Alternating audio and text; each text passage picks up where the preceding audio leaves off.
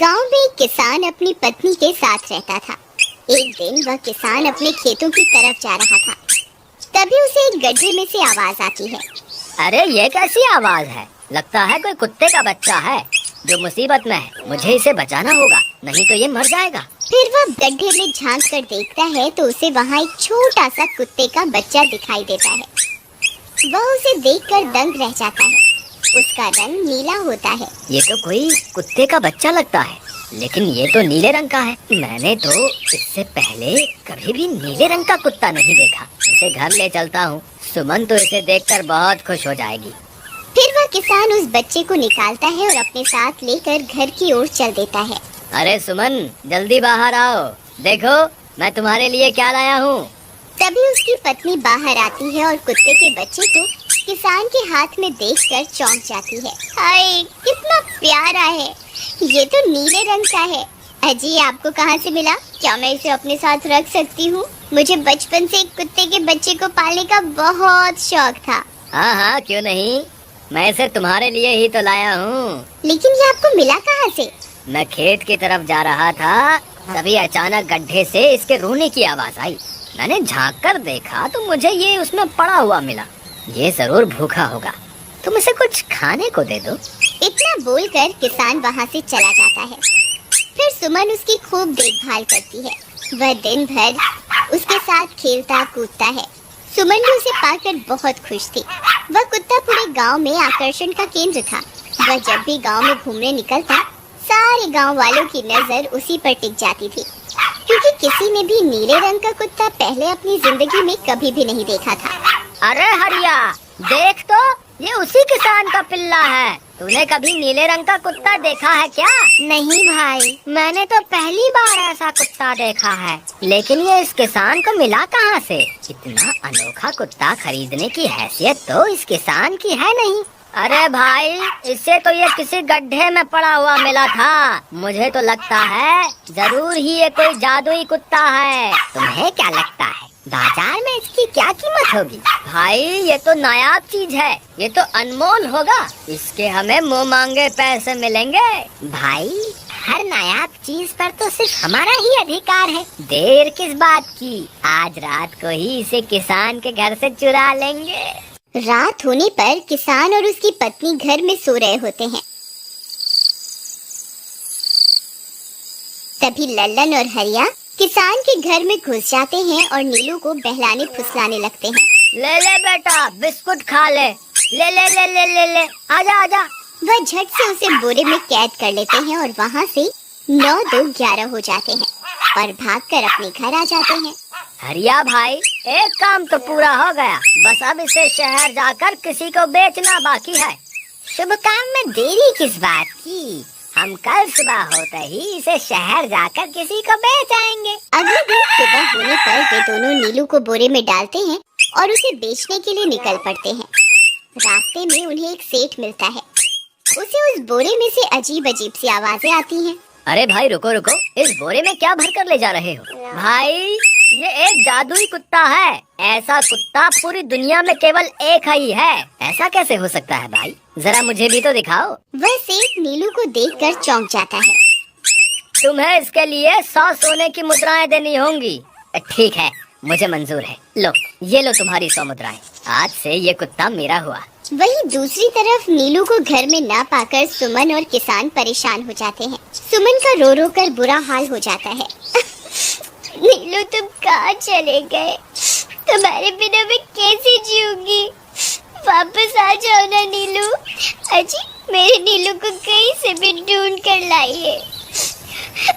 जब तक वो वापस नहीं आएगा, मैं खाना नहीं खाऊंगी। ठीक है, तुम रोना बंद करो, मैं उसे ढूंढ कर लाता हूँ। फिर किसान गांव में लोगों से नीलू के बारे में पूछता है। अरे भाई, मैंने तुम्हारे कुत्ते को देखा था। वो लल्लन और हरिया तुम्हारे घर से बोरे में किसी को भरकर ले जा रहे थे। वो अवश्य ही तुम्हारा कुत्ता होगा। फिर किसान भागता हुआ लल्लन के घर जाता है। लल्लन, मुझे पता चल गया है, तुम्ही ने मेरे नीलू को चुराया है। उसे अभी के अभी वापस लौटा दो, नहीं तो मुखिया से कहकर तुम्हें कड़ी से कड़ी सजा दिलवाऊंगा। अरे हरिया भाई, इसे कैसे पता चल गया? मुझे लगता है किसी ने हमें उसे चुराते हुए देख लिया होगा।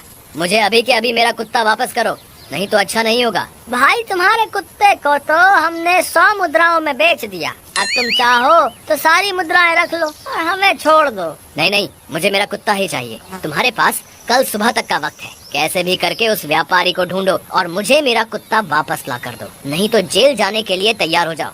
इतना बोलकर किसान वहाँ से चला जाता है।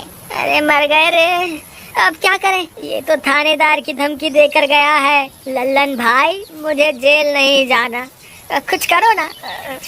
अरे अब क्या होगा, चलो उस सेठ को ढूंढते हैं, उसे उसके सारे पैसे लौटाकर उस कुत्ते को वापस ले लेंगे। वे दोनों उस सेठ की तलाश में निकल पड़ते हैं, लेकिन बहुत देर तक ढूंढने पर भी उन्हें वह सेठ नहीं मिलता। लल्लन भाई, यहाँ तो उस सेठ का कोई नामो निशान ही नहीं है, न जाने अब तक कहाँ निकल गया होगा। अब क्या करें, हमारे पास कल सुबह तक का ही वक्त है। अरे आर्या, वो देख, ये तो बिल्कुल किसान के कुत्ते जैसा ही लग रहा है। तुम्हारी आंखों में मोतियाबिंद हो गया है क्या बेवकूफ? किसान का कुत्ता नीले रंग का था और ये तो भूरे रंग का है। क्या तुम्हें नीले और भूरे रंग में फर्क दिखाई नहीं देता? अरे तो क्या हुआ, अगर हम इसे नीले रंग से रंग दें तो उसके बाद ये हूबहू नीलू जैसा ही दिखेगा। बात तो तुम सही कहते हो भाई। चलो फिर देर किस बात की, अभी इसे पकड़ते हैं। फिर वे दोनों उस कुत्ते को पकड़कर अपने घर ले जाते हैं और नीले रंग का पानी घोलकर उसे उसमें डुबो कर उसका रंग भी नीला कर देते हैं। अरे भाई हरिया, ये तो बिल्कुल नीलू जैसा ही दिख रहा है। फिर अगले दिन वे उस कुत्ते को अपने साथ लेकर किसान के घर जाते हैं। अरे भाई मोहन, देखो हम तुम्हारे लिए क्या लाए हैं, जल्दी आओ, तुम्हारा नीलू वापस आ गया है, जल्दी आओ। किसान और सुमन की खुशी का ठिकाना नहीं रहा। लल्लन और हरिया, तुमने गुनाह तो बहुत बड़ा किया था, लेकिन वक्त रहते तुमने अपनी गलती को सुधार लिया, इसलिए मुझे तुमसे अब कोई शिकायत नहीं है, तुम दोनों जा सकते हो। फिर वे दोनों वहाँ से निकल जाते हैं। नीलू, तुम वापस आ गए, मुझे तुम्हारी कितनी फिक्र हो रही थी। कहाँ चले गए थे तुम? हाँ, आज के बाद मैं तुम्हें कभी अकेला नहीं छोड़ूंगी। मेरा नीलू इतने दिनों बाद घर आया है, इतना गंदा भी हो गया है। चलो अब हम नहाई करेंगे। फिर सुमन उसे नहलाने लगती है। अरे मेरा नीलू नहाई करेगा, इतना गंदा हो गया है। पानी उसके ऊपर पड़ते ही वह कुत्ता छटपटाने लगता है। अरे क्या हुआ नीलू, तुझे तो नहाना बहुत पसंद था, आज क्या हो गया तुझे? तभी उसका सारा नीला रंग उतरने लगता है। अरे ये क्या, इसका रंग क्यों उतर रहा है? तभी वह कुत्ता गुस्से में आकर सुमन को काट लेता है। अरे मर गई रे, हाय रे। अरे सुनो जी, इसने तो मुझे काट खाया। हाय रे अजी, सुनते हो? जल्दी आओ, मुझे लगता है ये हमारा नीलू नहीं है। देखो, इसका तो सारा रंग ही उतर गया।